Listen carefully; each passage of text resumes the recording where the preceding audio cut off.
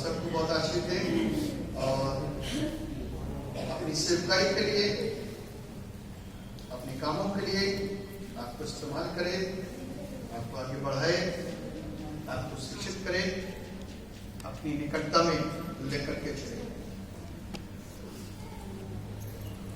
क्या ही मुबारक है वे लोग जिसके लिए कलाम में लिखा है कि परमेश्वर उनको चुन करके अपने समीप आने देता है। और यह खूबसूरत, मीठी, धीमी और शीरीन आवाज परमेश्वर की सब तक आती है, हर एक तक पहुंचती है। बस कौन डैनियल, यशाया और शमूएल के समान अपने कानों को खोल करके बैठा हुआ है, जो उसकी आवाज को सुन करके, उसके शब्द को सुन करके उसके पीछे आता है। धन्य है वे जो उसकी आवाज को सुन करके, उसके शब्द को सुन करके उसके पीछे आते हैं। दे आर ब्लेस्ड, वो आशीषित हैं, वे धन्य हैं। और परमेश्वर ऐसे लोगों से मोहब्बत करता है, ऐसे लोगों को सिखाता है जो उसकी खोज में और उसकी ओर लगे।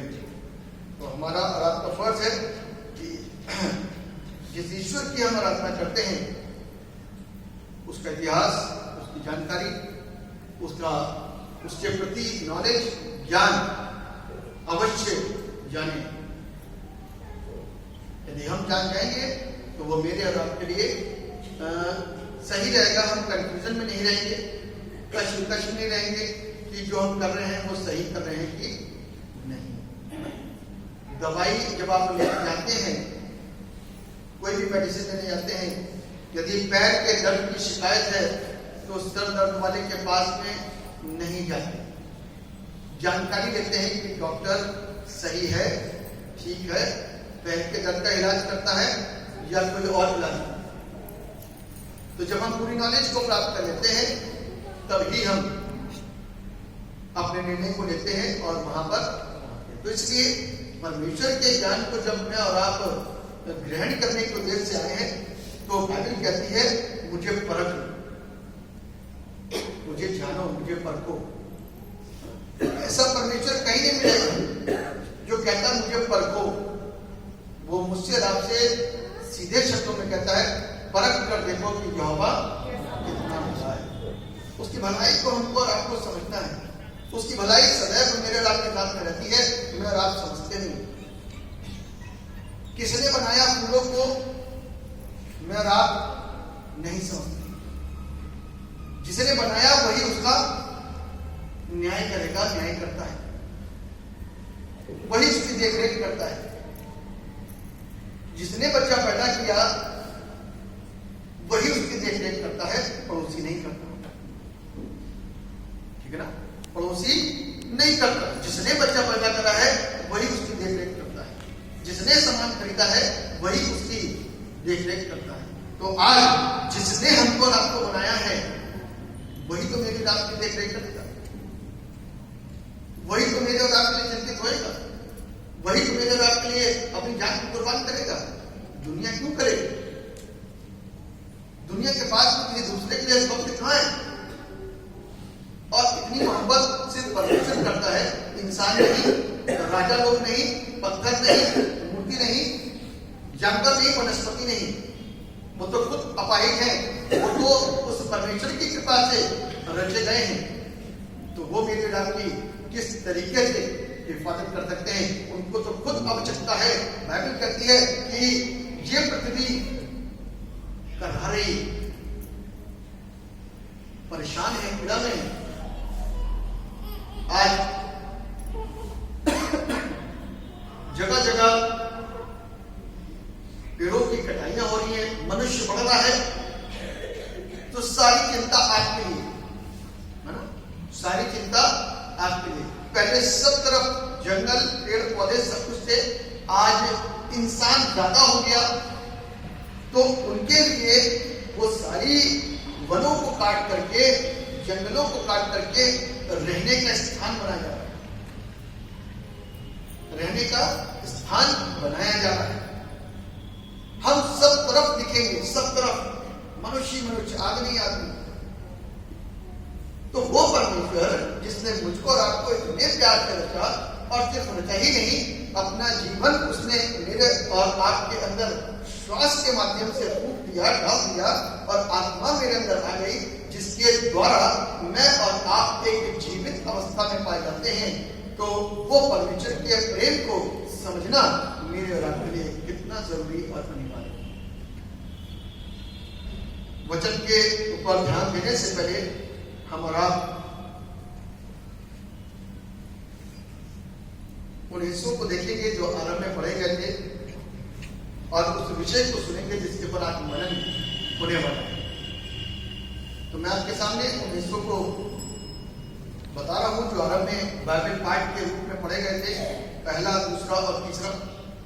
पहला पाठ जो बाइबल में से पढ़ा गया था वो था उत्पत्ति की पुस्तक, उसका 9 अध्याय और उसके 8 पद से लेकर के 16 पद। दूसरा हिस्सा जो पढ़ा गया था वो था मत्ती रचित सुसमाचार का 6 अध्याय के 25 पद से लेकर के 34 पद तक, और तीसरा हिस्सा जो पढ़ा गया था वो था भजन संहिता 65-65। इससे संबंधित जो आज का थीम है, जो आज का शीर्षक है, उसे मैं आपके समक्ष में रखूंगा। उसको ध्यान से समझिए और उसके द्वारा आशीष को पाइए। The world is full of signs which point to the goodness and providence of God.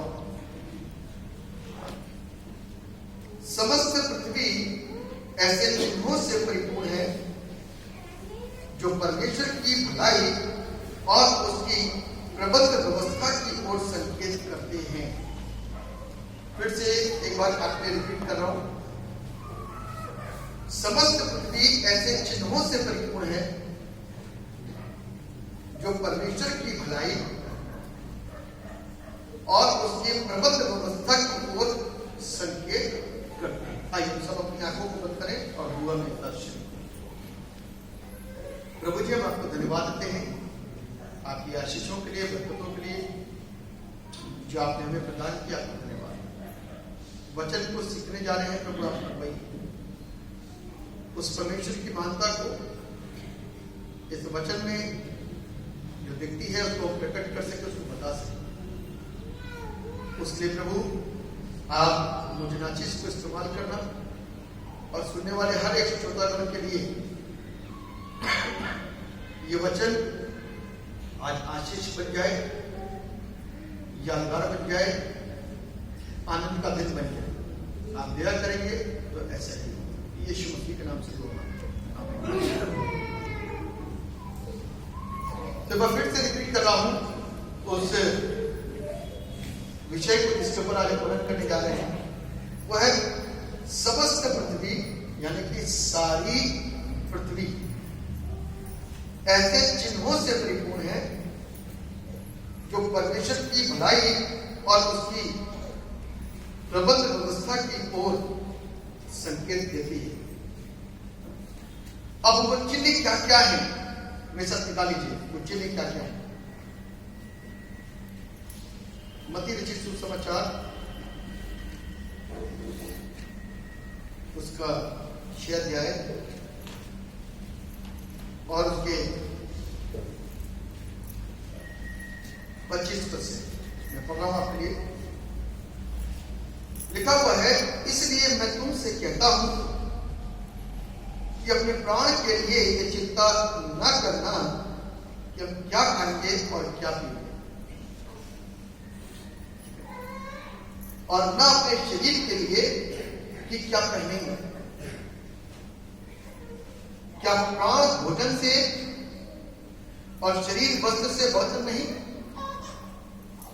आकाश के पक्षियों को देखो, ये चिन्ह है।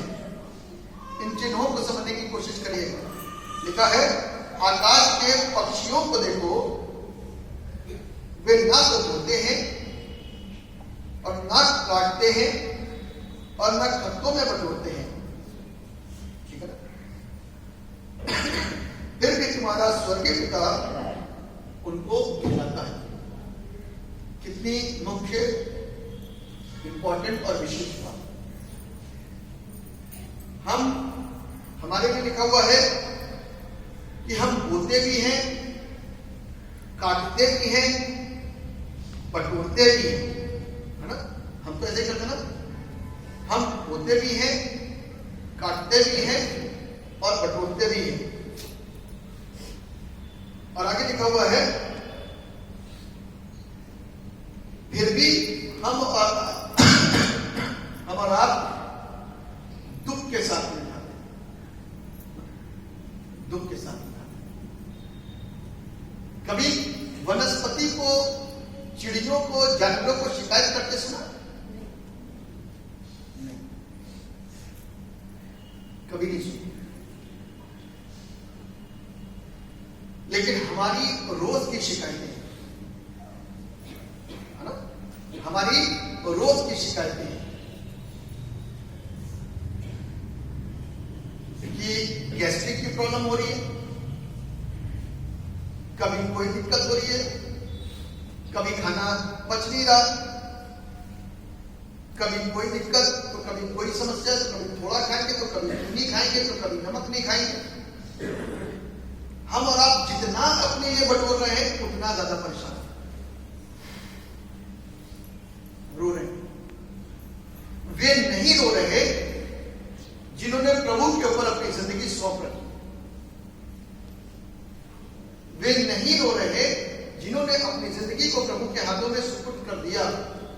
रो वही रहे हैं जो परमेश्वर को जानते ही नहीं और अपने लिए इतना ज्यादा चिंतित और अपने लिए इतना ज्यादा परेशान, और खाने को लेकर के आप देखें ना, इसमें कोई और बातचीत की ही नहीं गई। कोई और बातचीत की गई? खाने की बातचीत की गई। कमाएंगे तो भी खाएंगे, बड़ी बड़ी फैक्ट्रीज इधर उधर कहीं बाहर चले जाए, कहीं भी चले जाए, लेकिन खाएंगे जरूर। इसी के खाने की बात की गई। परमेश्वर ने इधर उधर घुमा के कोई बात नहीं करी, नौकरी की बात नहीं कर रहा हूं, वो सिर्फ खाने की बात बता रहे हैं कि खाने के लिए इंसान कितना ज्यादा चिंतित और कितना ज्यादा परेशान, और फिर भी दुख भरी रोटी खाता है ना। किसी को मिल रहा है, किसी को नहीं मिल रहा है, किसी को ज्यादा मिल रहा है, किसी को कम मिल रहा है, किसी का हक छिन गया तो कोई भीख मांग रहा है, तो कोई भरपूर खा रहा है, और कोई कहीं लाइन लगा करके बैठे, उनके पास मोहताजी है, खा नहीं सकते, अपाहिज है, कमा नहीं सकते, तो उनके लिए प्रबंध करता कौन है? सोचने की बाइबल बताती है। फिर से पढ़ूंगा, आकाश के पक्षियों को देखो, वे ना बोते हैं, ना काटते हैं और ना कटोरों में बटोरते हैं, फिर भी तुम्हारा स्वर्गीय पिता उनको खिलाता है। क्या तुम उनसे अधिक मूल्य नहीं रखते? We are a great creation of God, other than birds and all. मैं और आप परमेश्वर की हर एक सृष्टि से ज्यादा ऊंचे, ज्यादा उत्तम, ज्यादा उच्च है। इसलिए क्योंकि उसने मेरे और आपके लिए मेहनत करी, इसलिए क्योंकि उसने मेरे और आपके लिए समय दिया, इसलिए कि उसने मेरे और आपके लिए अपना ही शक्ल सूरत और अपने ही समानता और अपना ही रूप और नक्श दे दिया, इसलिए कि उसने मेरे नखनों के अंदर अपना श्वास फूंका और हम और आप जीवित प्राणी बन गए।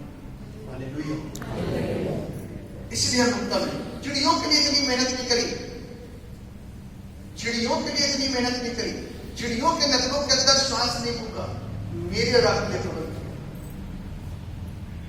मेरे और आपको जीवित बनाया। एक आदम बनाया था, और आज की तारीख तक का आखिरी बच्चा जो भी पैदा हुआ है उसी शक्ल सूरत में ही है। आज तक जब से सृष्टि बनी तब से लेकर के आज तक ऐसा नहीं हुआ कि किसी का सर नीचे और पैर ऊपर हो, कभी नहीं हुआ, क्योंकि परमेश्वर की क्रिएशन कभी गड़बड़ियां नहीं कर सकती। हम कामों में कितनी भी गड़बड़ियां करते जाएं, विचारों में कितनी भी गड़बड़ियां करते चले जाएं, लेकिन वो कभी गड़बड़ी नहीं करता।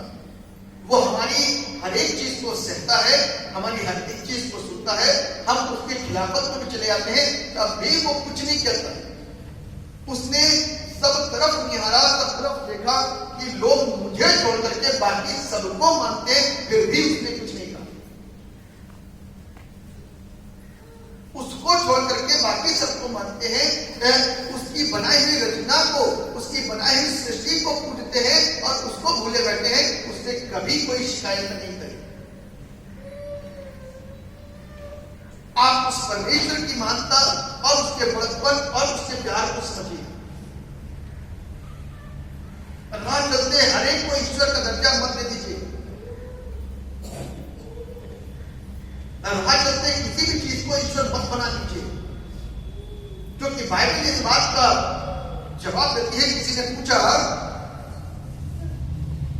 एक बार छोटा सा सवाल, किसी ने कहा, एक फिलोसोफर ने, उसने कहा, वेयर इज गॉड, परमेश्वर कहां है? तो दूसरे ने, एक क्रिश्चियन था, उसने रिप्लाई किया, उसने कहा, let me ask one question to you. उसने उससे कहा कि इससे पहले कि मैं तुम्हारी बात का जवाब दूं, कि तुमने जो क्वेश्चन करा कि परमेश्वर कहां है, तुम्हारी बात का जवाब देने से पहले मैं एक क्वेश्चन पूछता हूं तुमसे कि परमेश्वर कहां नहीं है। इससे पहले कि तुम मुझसे पूछो परमेश्वर कहां है, मैं तुमसे पूछता हूं कि परमेश्वर कहां नहीं है। सूर्य, चांद, तारे, वनस्पति, जलवायुआं, ऋतुएं, हम और आप, हर एक चीज, यदि परमेश्वर की कृपा ना हो तो हर खाना जहर बन सकता है, क्योंकि इतना केमिकल आ गया है, इतनी सारी चीजें आ गई हैं कि सब चीज जहर बन सकती है। लेकिन वो परमेश्वर ही है जिसने हर एक चीज को अपने कंट्रोल में रखा हुआ है, हर एक चीज को अपने नियंत्रण में रखा हुआ है। उसने प्रबंध किया है पक्षियों के लिए, उसने प्रबंध करा है बड़े जानवरों के लिए, उसने प्रबंध करा है छोटे जानवरों के लिए, उसने प्रबंध करा है मेरे और आपके लिए। हम यहां पर आकर के व्यक्ति लुका छुपी का खेल खेलने लग गए और कभी किसी को तो कभी किसी को चोर साबित करते रहे, गलत कहते रहे, आपस में ही लड़ते रहे। ये हमारी भूल थी, क्योंकि हमने और आपने ईश्वर के प्रबंध को नहीं समझा, नहीं जाना। किसी ने खाने के ऊपर आरोप लगा दिया तो किसी ने किसी चीज के ऊपर आरोप लगा दिया। तो बाइबल हमको सिखाती है कि वो परमेश्वर जिसने मेरे और आपके लिए हर एक चीज का प्रबंध किया है, हर एक चीज व्यवस्थित की है, यदि वो रात ना बनाता तो शायद हम और आप सोते भी नहीं। उसने रात बनाई ताकि हम रेस्ट करें। ये मेरे लिए सोच करके सारे इंतजाम किए गए, आपके लिए सोच करके सारे इंतजाम किए गए। आप इसलिए बनाए कि हम देखें, कान इसलिए बनाए कि हम सुने, ब्रेन इसलिए दिया कि हम समझें। जिसने बनाया आज तक हम उसी को नहीं समझ पा रहे, जिसने बनाया आज तक हम उसी को नहीं समझ पा रहे। ये मेरी और आपकी सबसे बड़ी भूल है। इसीलिए यहां पर लिखा हुआ है, अभी गीत भी गाया था, फूलों को वस्त्र किसने उड़ाया, ऐसे कुछ कर चला ना चला नहीं, फूलों को गाना नहीं भाई, बच्चियों को गाना। हाँ, फूलों में रंग किसने डाला। अब आप देखो, परमेश्वर ने अभी बाहर, अभी वो सवेरे खड़े थे 2 दिन पहले 3 दिन पहले, इतने सुंदर सुंदर कलर, इतने सुंदर सुंदर फूल, इतनी सुंदर सुंदर वैरायटियां, इतनी सुंदर सुंदर कटिंग, इतनी सुंदर सुंदर पत्तियों की कटिंग, सुंदर सुंदर बड़े बड़े वृक्ष, सबके फल अलग, सबका स्वाद अलग, सबकी खूबी अलग, सबकी लकड़ी अलग, सबकी पत्ती अलग, सबके लाभ अलग। एक परसों मैं बात कर रहा था, एक ने बताया पाली साहब मेरे पास में बुजुर्गों का दिया हुआ एक डंडा था।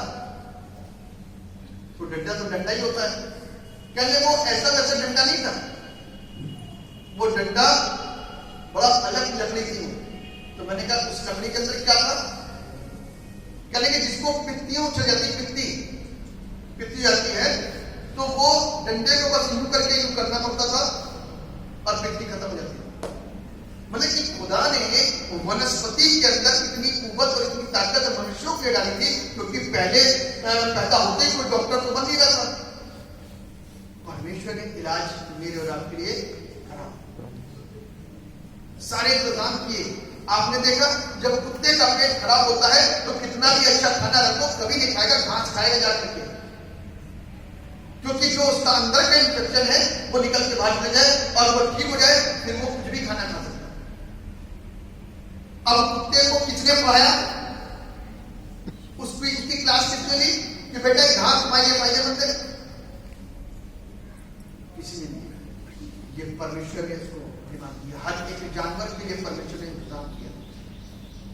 तो मैं और आप उसकी उत्तम सृष्टि, मैं और आप उसकी उत्तम सृष्टि है और वो अपनी उत्तम सृष्टि से बहुत प्यार करता है, लेकिन हम उसका नाजायज फायदा उठाते हैं।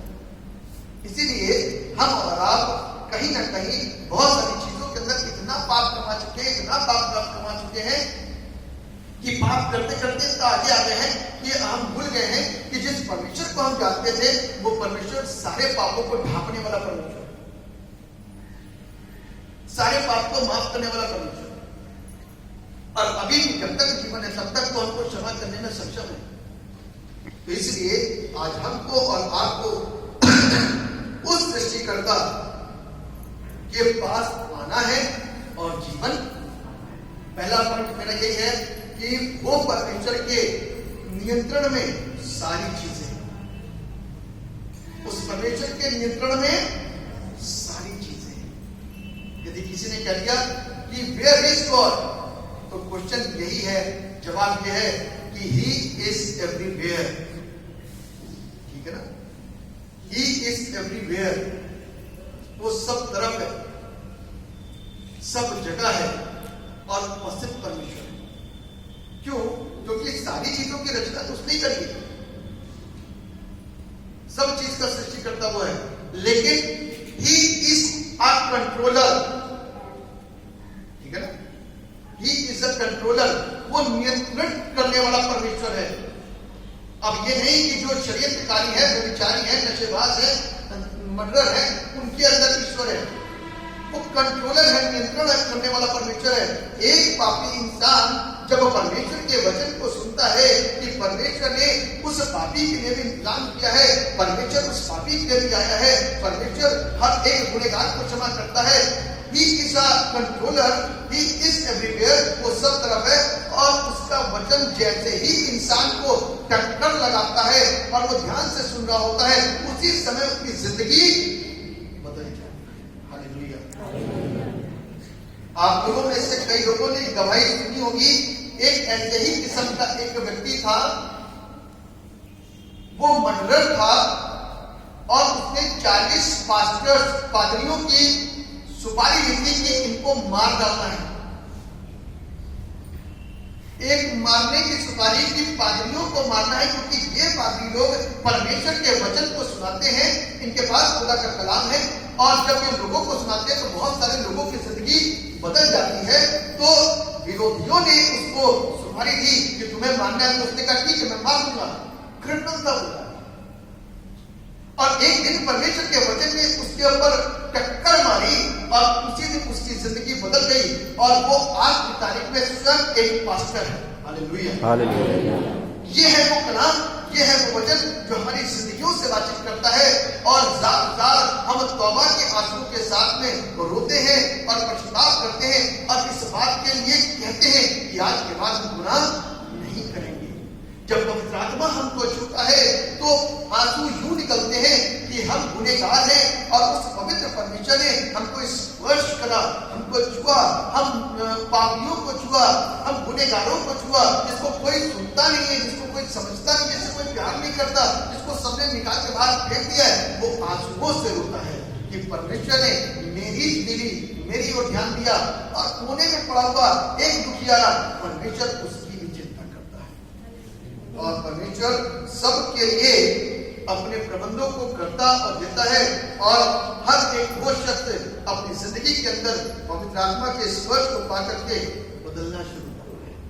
ये सिर्फ उसकी दया है और ये सिर्फ उसके कार्य है और कहीं नहीं होता।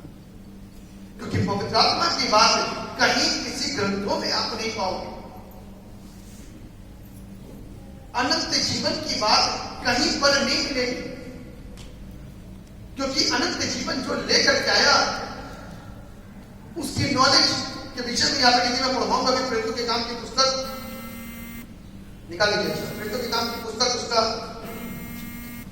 17वां अध्याय, प्रेरितों के काम की पुस्तक उसका 17वां अध्याय, इसके 22 पद से पढ़िए, 22 पद जोर से पढ़िए। चलिए मैं पढ़ता हूं। तब पौलुस ने अरियुस के बीच में खड़े होकर कहा, पौलुस प्रभु का दास, पौलुस सताने वाला, पौलुस इस पंथ यानी कि क्रिश्चियनों का विरोधी, पौलुस आज बदल चुका है, पौलुस आज चेंज हो चुका है। पौलुस ने अपना जिंदगी प्रभु यीशु मसीह को समर्पित कर दी। कहता है, हे एथेंस के लोगों, मैं देखता हूं, ये सवाल आप लोगों के लिए हो सकता है, आज ध्यान से सुनिएगा। लिखा है, हे एथेंस के लोगों, मैं देखता हूं कि तुम हर बात में देवताओं के बड़े मानने वाले हो, है ना? हर बात में देवताओं के बड़े मानने वाले हो। आज ये देवता तो कल ये देवता, तो आज ये देवी तो कल ये देवता, हर एक देवता के मानने वाले हो। लिखा हुआ है, क्योंकि मैं फिरते हुए जब तुम्हारी पूजने की वस्तुओं को देख रहा था। पौलुस क्या कर रहा है? एथेंस में घूम रहा है, जहां सबसे बड़ा मूर्ति पूजा का स्थल था, और देखता है कि सारे पूजा स्थलों में एक एक करके घूमता जा रहा है और देखता जा रहा है, निहारता जा रहा है। कभी कोई मूर्ति लगी, कभी कोई मूर्ति लगी, कभी कोई मूर्ति लगी, तो कभी कोई मूर्ति लगी है। एक स्थान ऐसा था जहां पर कोई मूर्ति नहीं थी, वहां पर लिखा था अनजाना ईश्वर।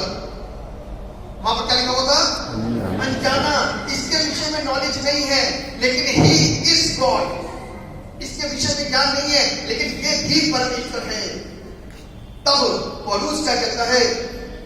देख रहा था तो एक ऐसी वेदी भी पाई जिस पर लिखा था अनजाने ईश्वर के लिए। एक ऐसा ईश्वर जिसके विषय में नॉलेज नहीं है, एक ऐसा ईश्वर जिसके विषय में जानकारी नहीं है, उसके लिए वो वेदी बनी हुई थी, वो वेदी तैयार की गई थी। लिखा है कि इसलिए जिसे तुम बिना जाने पूजते हो, जानते नहीं हो कि कौन है, पूजते हो, मैं तुम्हें उसका समाचार सुनाता हूं जिस परमेश्वर ने पृथ्वी और आकाश सब वस्तुओं को बनाया। वो स्वर्ग और पृथ्वी का स्वामी होकर हाथ के बनाए हुए मंदिरों में नहीं रहता। फिर से सुनिए, वो हाथ के बनाए हुए मंदिरों में नहीं रहता, न किसी वस्तु की आवश्यकता के कारण मनुष्यों के हाथों की सेवा लेता है, क्योंकि वो स्वयं ही सबको जीवन और श्वास और सब कुछ देता है। उसने एक ही मूल से मनुष्यों की सब जातियां सारी पृथ्वी पर रहने के लिए बनाई है, और उनके ठहराए गए समय और विश्वास की सीमाओं को इसलिए बांधा है कि वे परमेश्वर को ढूंढे, कदाचित उसे कंट्रोल कर पाए, तो भी वो हम में से किसी से दूर नहीं। हालेलुया। आप नहीं भी जानते, फिर भी वो आपसे प्यार करता है। आज आप ढूंढते हुए उसको ढूंढ करके आए हो, आज आप उसको खोलते हुए यहाँ पर आए हो। कुछ लोग पहली बार आए होंगे, हर संडे कोई ना कोई पहली बार जरूर आता है यहाँ पर, कोई पहली बार यहाँ पर आया होगा, कोई लगातार आता रहता है। किसी ने प्रभु को समझ लिया, किसी ने प्रभु को जान लिया। हम अनजाने ईश्वर की आराधना कर रहे हैं, लेकिन ज्ञान नहीं है। उसके प्रति हमको और आपको नॉलेज रखनी जरूरी है, जानकारी रखनी जरूरी है। लिखा हुआ 28 पद में, क्योंकि हम उसी में जीवित रहते और चलते फिरते और स्थिर रहते हैं, जैसा तुम्हारे कितने कवियों ने कहा है। हम तो उसी के वंशज हैं। अतः परमेश्वर का वंश होकर हमें यह समझना उचित नहीं कि ईश्वर के सोने या रुपए या पत्थर के समान है, जो मनुष्य की कारीगरी और कल्पना से गढ़े गए हैं। इसलिए परमेश्वर ने अज्ञानता के समय पर ध्यान नहीं दिया और अब हर जगह सब मनुष्यों को मन फिराने की आज्ञा दी। ध्यान से सुनिएगा, लिखा है परमेश्वर ने अज्ञानता के समय पर ध्यान, क्या मतलब हुआ इसका? अज्ञानता के समय पर ध्यान नहीं दिया, इसका अर्थ, इसका मतलब यही है कि अब तक जो कुछ कर लिया आपने, अब तक जो कुछ भी किया आपने, और आपको लगता रहा कि ये वाला पत्थर कुछ करता है, आपको लगता रहा कि अंगूठी में ये वाला पत्थर लगाओ ये कुछ करता है, आपने सोचा कि कछुआ कुछ करेगा, है? आपने सोचा सूरज चांद सितारा कुछ करेगा, आपने सोचा कि यहाँ पर कोई ताबीज बांधो वो कुछ करेगा। तो वो कहता है अब तक जो तुमने करा अज्ञानता के अंदर कर लिया, लेकिन आज के बाद इनमें से एक भी चीज का कोई भी काम दिखाई नहीं देगा। तब पता चलेगा कि पत्थर पत्थर है, सोना सोना है, मूरत मूरत है, चांदी चांदी ही है, इंसान इंसानी है, पेड़ पेड़ी है, जानवर जानवरी है। ईश्वर की ढूंढ में भागो, ईश्वर को ढूंढो, कहां है वो? तब टटोलते टटोलते टटोलते हम और आप वहां पहुंच जाएंगे जो अनजाना ईश्वर था, और उस अनजाने ईश्वर का ही नाम है यीशु मसीह। हालेलुया। उस अनजाने ईश्वर का नाम है यीशु मसीह, जिसकी इबादत आपने कर तो ली लेकिन अभी तक नहीं जानते, है ना? ईश्वर सब एक है, ऐसा कैसा ईश्वर हो सकता है जिसको आपने माना? एक ऐसा ईश्वर कैसे हो सकता है जो, एक बात बताइए, एक छोटा सा उदाहरण आपसे पूछ रहा हूं, सवाल करूंगा, इसका जवाब देना। एक परिवार, 3 भाई या 4 भाई, 5 भाई, कितने भाई? ध्यान सुनना जी। जब तक भाइयों की शादी नहीं हुई तब तक भाई जो कमाएगा अपने दूसरे भाई के लिए करेगा कि नहीं करेगा? अपने घर के लिए करेगा कि नहीं करेगा? जिस दिन शादी हो जाएगी वो क्या करेगा? अपने लिए करेगा, अपनी पत्नी के लिए करेगा, अपने बच्चों के लिए करेगा, और जो थोड़ा बहुत कर सकता है वो कर देगा, लेकिन ज्यादातर अपने परिवार के लिए करेगा। तो ऐसा कौन सा ईश्वर जिसने शादियां रचा दी और शादी रचाने के बाद में कब आपकी चिंता करेगा? ईश्वर को शादी करने की कौन सी जरूरत पड़ जाती है? सोचने की बात है। यह प्रश्न है, यह प्रश्न है, ये सवाल है, और थोड़े से कड़वे हैं, थोड़े से कठिन हैं, लेकिन परमेश्वर ने मुझको आपको सबसे ऊपर बुद्धि दी, प्रेम दिया कि इन प्रश्नों के जवाब को ढूंढो, पूछो किसी से, ढूंढो और पूछो। आपको मालूम है कि नन्स लोग होते हैं, जो कैथोलिक चर्चेस के फादर होते हैं, वो शादियां नहीं करते। क्यों नहीं करते? मदर टेरेसा ने शादी नहीं करी, क्यों नहीं करी? कारण, वजह, एक इंसान होकर उन्होंने शादी नहीं करी, उसके पीछे कोई ना कोई तो कारण है, कोई ना कोई तो वजह होगा। सेवा करना चाहते हैं वो, उनको मालूम है कि यदि वो परिवार के साथ में जुड़ गए तो वो सेवा नहीं कर सकते। उनको मालूम है कि उनकी शादी यदि हो गई तो वो सेवा नहीं कर पाएंगे। मदर टेरेसा जो इटली की थी, उन्होंने भारत में आकर के कितनी सेवा करी, ऐसे ऐसे लोगों के ऊपर समय दिया जिन लोगों के ऊपर दुनिया देखती तक नहीं है, उठा करके लाई और उनकी मरहम पट्टी करी, सेवा करी। सेवा कब कर पाई? जब वो अविवाहित थी, उनके साथ में कोई नहीं था, उनके साथ उनका परिवार नहीं था। क्योंकि परिवार के होने से आप कितने भी डिवोटेड हो, परिवार के होने से वापस तो परिवार में ही आना पड़ेगा, वरना प्रभु के जितने दास थे, आपने कभी सुना होगा, जो अविवाहित दास थे, किसी भी गांव में चले गए सेवा करने के लिए, जाने के बाद में उस गांव में रुक गए, वहीं रोटी खाई, फिर दूसरे गांव चले गए, वहीं रात बिताई, प्रचार सेवा करा, वहीं रोटी खाई, वहीं सो गए, फिर तीसरे गांव चले गए, इसको सेवा करते। लेकिन होता कोई फैमिली वाला तो वापस फोन करता, कब तक आ रहे हो, तो घर आना पड़ता है ना, घर आना पड़ता। लेकिन मिशनरियों ने, प्रभु के ऐसे ऐसे सेवकों ने दूर दूर जाकर के प्रभु की सेवकाई को करा, बड़े बड़े कामों को किया, और आज मुझको और आपको इस स्थिरता प्रदान करी, इस वचन के द्वारा हमको स्थिर बनाया और मजबूतियां प्रदान कराई। क्यों? क्योंकि वो कहीं ना कहीं सेवा के लिए आए थे और उन्होंने सेवा ही करी। यदि सेवा करनी है, कार्य करना है, तो हम और आप को इस परमेश्वर की अगुवाई जो वो हमारी करता है उसको समझना पड़ेगा, उसको समझना पड़ेगा। इसीलिए तो यहाँ पर लिखा हुआ है, इसीलिए यहाँ पर लिखा हुआ है कि अब मनुष्यों को मन फिराने का उसने अवसर दे दिया है। मन फिराओ, है ना, मन फिराओ। मैं हर हफ्ते बहुत सारी चीजों को, कई चीजों को रिपीट करता हूं क्योंकि ये इंपॉर्टेंट है, ये जरूरी है। यीशु मसीह आने वाले हैं दोबारा, जो हर धर्म की पुस्तकों के अंदर लिखा हुआ है। न्याय करने के लिए यीशु मसीह आने वाले हैं। किसका न्याय करेंगे? एक पद पढ़ूंगा आपके लिए, इसी में प्रेरितों की काम की पुस्तक है, 31वां पद। लिखा, क्योंकि उसने एक दिन ठहराया है, ध्यान सुनिएगा, क्योंकि उसने एक दिन ठहराया है जिसमें वो उस मनुष्य के द्वारा धर्म से जगत का न्याय करे। एक ही दिन होगा, एक ही दिन होगा। लिखा हुआ है उसने एक दिन ठहराया है और जिसमें वो उस मनुष्य के द्वारा धर्म से जगत का न्याय करेगा।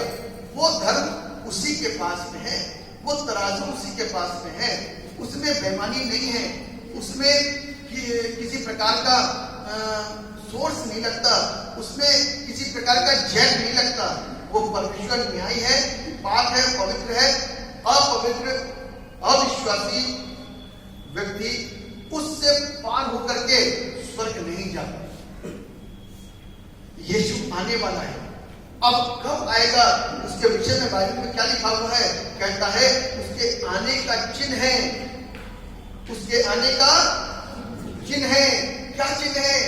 जब तुम लड़ाइयों और लड़ाइयों की चर्चा सुनो, देश देश के ऊपर, राज्य राज्य के ऊपर चढ़ाई करेगा, सब तरफ कोलाहल, शादी ब्याह हो रहे होंगे और घर बन रहे होंगे और प्रेम ठंडा हो जाएगा। सारी चीजों के जब निशानात देखोगे, भूकंप आएंगे, विंडोज पड़ेंगे, सारी चीजों की जब सारे चिन्हों को तुम होता हुआ देखो तो समझ लेना कि प्रभु का आना निकट है। सारी दुनिया के अंदर एक हड़कंप मच जाएगा, हड़कंप मचा हुआ है क्योंकि जगह जगह लोग सच्चाई को स्वीकार कर रहे हैं। आज उनकी आंखें खुलनी शुरू हो गई हैं।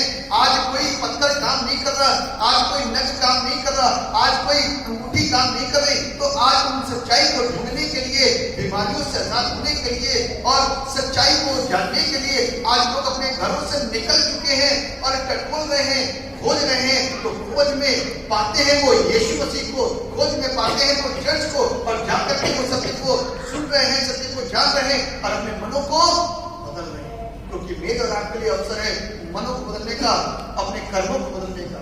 क्योंकि वहां पर जो शिक्षा दी जा रही है वो यही दी जाती है कि अपने आप को चेंज करो और अपने आप को बदलो।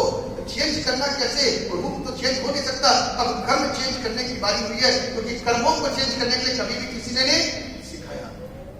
आज तक तो यही सीखा है कि बस नहा लो तो सारी चीजें सही हो जाएंगी, ऐसा कर लो तो सारी चीजें सही हो जाएंगी। लेकिन आज तक ऐसा कुछ हुआ नहीं है।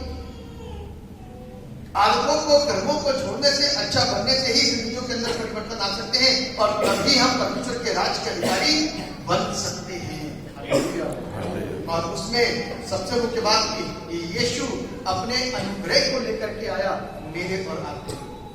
एक ऐसा अनुग्रह, एक ऐसा ग्रह जो मुझको आपको कहीं नहीं प्राप्त हो सकता था, लेकिन यीशु मसीह लेकर के आया ताकि मैं और आप उसके अनुग्रह से जीवन को प्राप्त करें। कुछ कोशिश हम करें, कुछ कार्य वो करें। यदि मेरे अंदर पहल करने की आदत आ गई, यदि मेरे अंदर शुरुआत आ गई, मेरे अंदर सच्चाई आ गई, मैंने ये दिल से मन से सोच लिया कि आज से मैं अच्छा करूंगा, तो परमेश्वर आपकी पहले से पहले आपकी मदद करेगा। यदि आपने सोचा कि दिखाने के लिए कर लेते हैं। चर्च में पादरी साहब के सामने जा करके बोल देंगे कि हाँ पादरी साहब हम दुआ करते हैं, हाँ पादरी साहब हम प्रार्थना करते हैं, हाँ भाई साहब इतना टाइम देते हैं, हाँ भाई साहब गलत काम नहीं कर रहे, हाँ भाई साहब हमने नशा छोड़ दिया, हाँ भाई साहब ने जुआ छोड़ दिया, हाँ भाई साहब ने सारी चीजें छोड़ दी। तो मुझको दिखाने से कुछ फायदा नहीं होगा, क्योंकि देखने वाला तो वो है, मेरे पास तो कोई नहीं आके। आप अपने घर जाओगे तो ऐसी पारदर्शी आके थोड़ी ना कि आपके घर के अंदर से हम देख लेंगे कुछ आप क्या कर रहे हो क्या नहीं कर रहे हो, लेकिन वो सब कुछ देखता है, लेकिन वो सब कुछ देखता है, उससे कुछ भी नहीं छिपा। तो इसलिए मैं प्रियो, बाइबल जो आपको सिखा रही है, उसने हर एक चीज की व्यवस्था करी है, उसकी भलाई सबके लिए है। तो आज सोचो कि वो मुझसे और आपसे कितनी मोहब्बत करता है। क्या कोई किसी के लिए प्राण देगा? किसी ने दिया आज तक प्राण है? कोई भी पुस्तक उठा के देखो, किसी ने किसी के प्राण दिए? मौका मिला ना डॉक्टरों को तो आपकी किडनी, आपका लीवर, हर एक चीज निकाल के बेच जरूर देगा, लेकिन प्राण कोई नहीं देगा। यीशु मसीह ने अपने प्राण दिए, यीशु मसीह ने हमसे प्यार किया, उसने अपनी जान को कुर्बान किया और उससे अलग कोई भी नहीं था। तो इसलिए हमको और आपको इन शिक्षाओं को बड़ी प्रकार से सीखना और बड़ी प्रकार से समझना है, क्योंकि इसके बगैर यदि हम जीवन जीने की कोशिश करेंगे तो मैं और आप निरर्थक होंगे, व्यर्थ में सारे काम को करेंगे और अंत यही होगा कि जब न्याय होगा मेरा आपका, तो हम और आप नर्क के ही अधिकारी बनेंगे। स्वर्ग जैसी वस्तुएं और स्वर्ग जैसा घर हमको मिल नहीं सकता। तो इसलिए अपने अंदर की तमाम चीजों को निकाल करके, बुराइयों को निकाल करके, पापों को दूर करके अच्छे इंसान बनने की कोशिश करें, ताकि हम एक अच्छे जिंदगी को प्राप्त कर सकें जो परमेश्वर ने मेरे और आपके लिए वो रखा है। 31वां पद कहता है, मत्ती रचित सुसमाचार उसका 6 उसके 31 पद। मोबाइल को बंद कर लीजिए, इसका मोबाइल बज रहा है। मत्ती रचित सुसमाचार उसका 6 अध्याय के 31 पद में लिखा है, इससे तुम चिंता करके ये ना कहना कि हम क्या खाएंगे, क्या पिएंगे, क्या पहनेंगे, क्या अन्य जातियां इन सब वस्तुओं की खोज में रहते हैं, और तुम्हारा स्वर्गीय पिता जानता है कि तुम्हें इन सब वस्तुओं की आवश्यकता है। इससे पहले तुम परमेश्वर के राज्य और उसके धर्म की खोज करो, तो वे सब वस्तुएं भी तुम्हें मिल जाएंगी। खाना पीना हर एक चीज का ध्यान को रख लेगा, है ना? ये परमेश्वर करता है कि नहीं करता? कितने लोग आज मैं बता रहा हूं, यहीं पे कुछ लोग बैठे हुए, नाम नहीं लूंगा। कभी कोई कुछ लेके चलाता है, कभी कोई कुछ लेके चलाता है। मैंने आपको अपनी गवाही दी थी, चोरी जब से हुई थी मेरी सन 2007-8 में हुई है, और जब से चोरी हुई थी बहुत रेयर हमको कपड़े करने पड़े। इतना प्रभु देता है, इतना प्रभु देता है कि मैं बता नहीं सकता। खाने के लिए भी परमेश्वर कहीं ना कहीं से कुछ ना कुछ सारे इंतजाम करता है, वो परमेश्वर है। ऐसा नहीं कि हम लोग कुछ नहीं करते, सब करते हैं, लेकिन परमेश्वर अपने लोगों का ध्यान रखता है। और करवाता कौन है?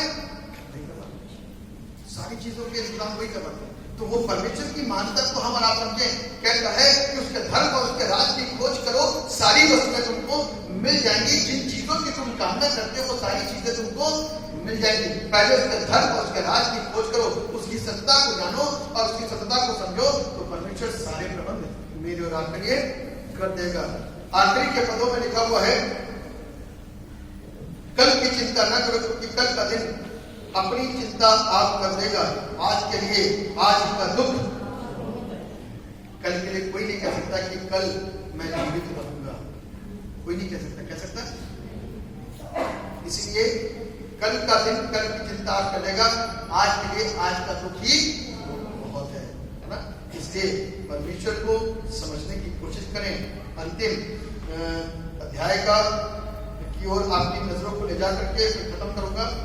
उत्पत्ति उसका 9 अध्याय और उसके 8 पद से लेकर के मैं आपको बताना चाह रहा हूं।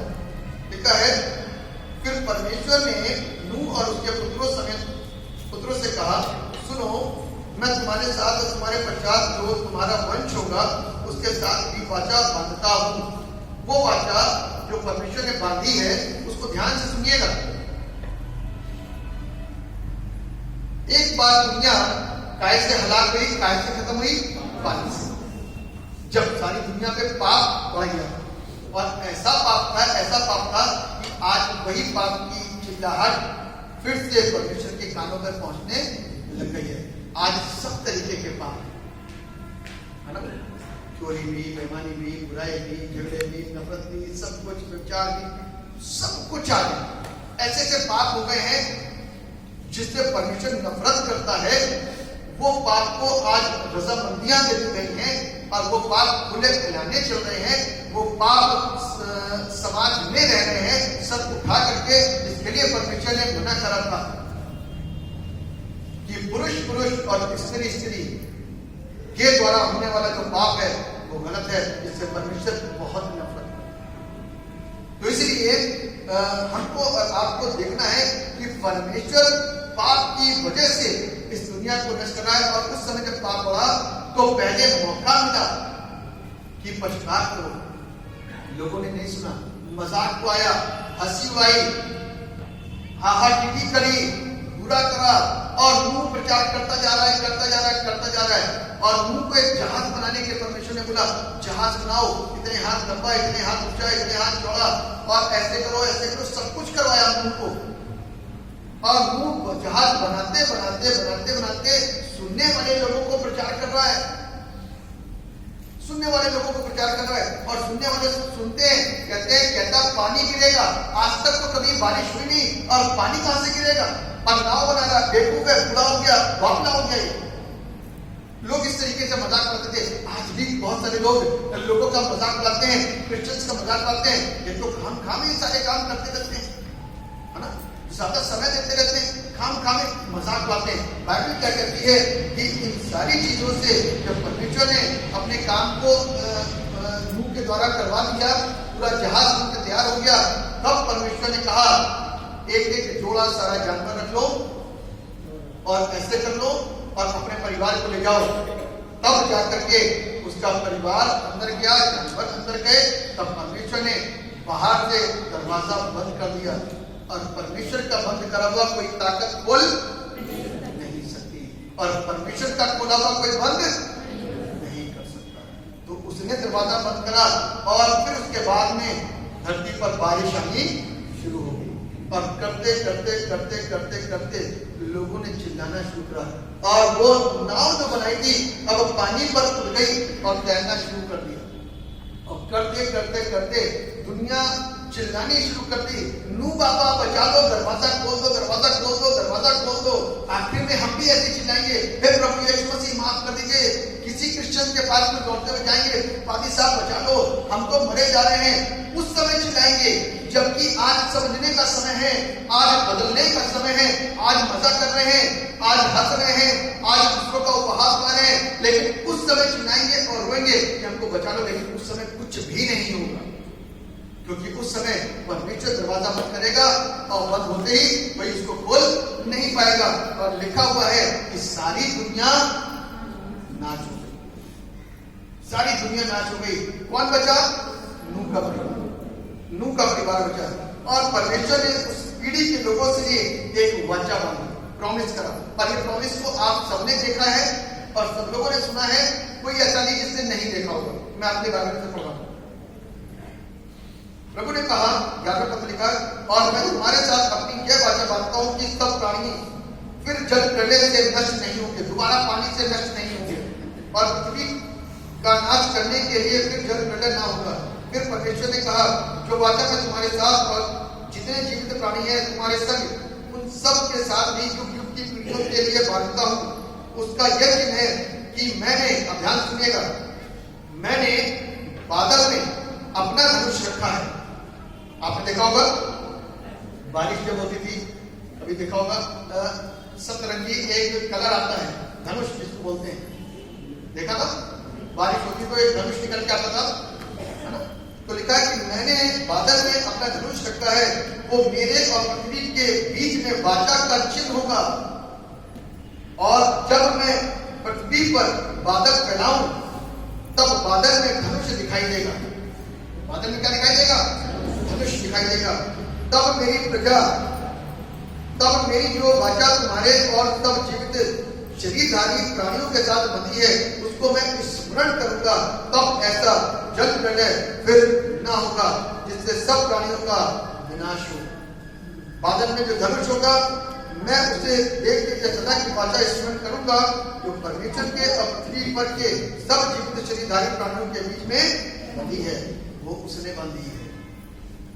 और उसके बाद दुनिया कभी भी पानी से हलाक ना हुई ना होगी। दुनिया की बात कर रहा हूँ, थोड़े बहुत मर गए वो बात अलग है, दुनिया की बात कर रहा हूँ।